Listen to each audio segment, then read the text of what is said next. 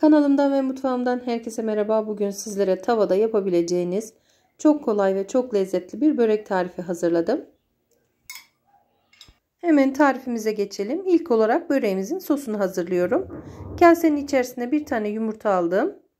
Yarım çay bardağı sıvı yağ ekliyorum.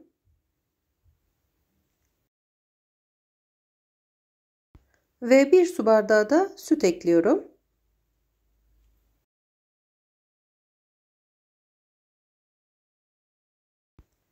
Çırpma teliyle yumurta iyice çırpılana kadar karıştırdım ve sosu hazırladım.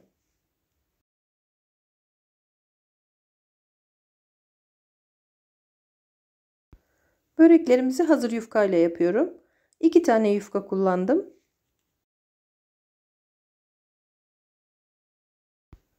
Yufkaları tezgaha serdikten sonra bir tanesini bir kenara alıyorum. Diğer yufkamızın içine hazırladığım sostan kaşıkla ekliyorum.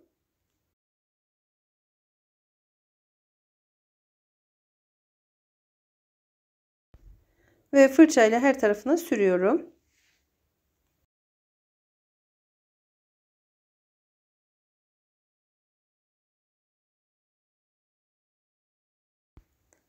Yufkamızı 4 eşit parçaya bölüyorum.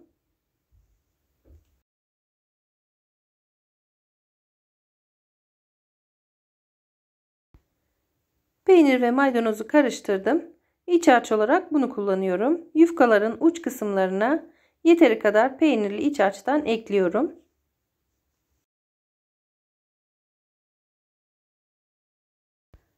Evinizde bulunan herhangi bir peyniri kullanabilirsiniz.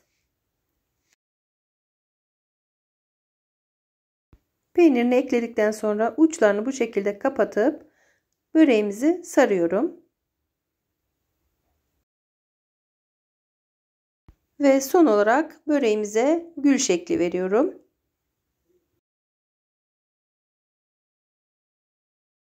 Bütün yufkalara aynı işlemi uygulayarak gül şeklinde sarıyorum.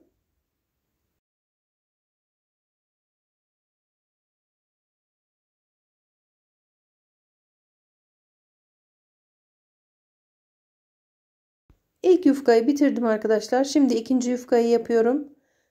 Hazırladığım sostan yufkanın her tarafına sürüyorum.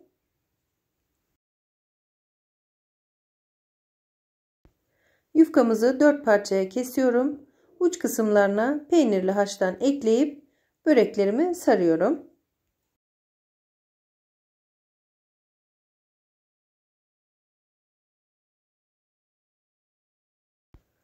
Böreklerimizin hepsini gül şeklinde sarıp hazırladım. Tavada pişireceğim arkadaşlar. Şimdi tavamızın içerisine biraz sıvı yağ sürüyorum. Fırçayla her tarafına sürelim. Kenarlarına da sürelim.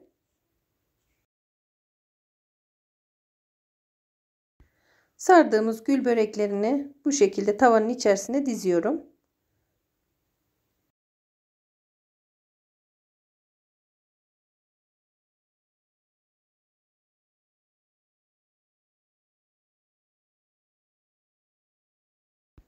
Börekleri tavaya yerleştirdim. Kalan sosu tüm böreklerin üzerine gelecek şekilde döküyorum.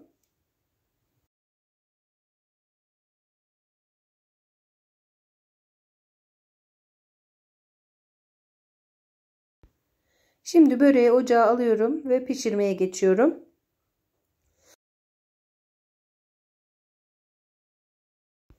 Ocağın ateşini kısık ateşe ayarladım ve üzerine bir uygun kapak kapatarak bu şekilde pişiriyorum böreğimizi.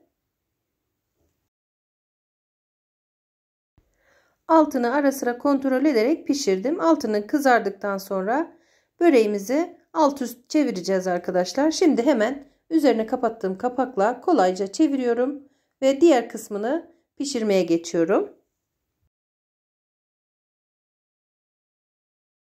Ocağın altı kısık ateşte, tekrar belirteyim. Tavayı ara sıra bu şekilde salladım ve spatula ile pişip pişmediğini kontrol ederek alt kısmını da pişirdim.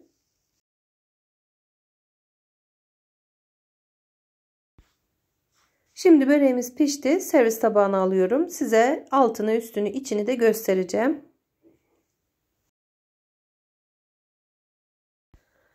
Bir tane tabak kapatıyorum ve alt kısmının da nasıl piştiğini görmeniz için hemen çeviriyorum. Alt kısmı da çok güzel bir şekilde pişmiş. Bakın arkadaşlar, gerçekten güzel bir börek oldu. Çok lezzetli oldu. Yapılışı da çok kolay. Mutlaka sizlerin de yapmanızı tavsiye ediyorum.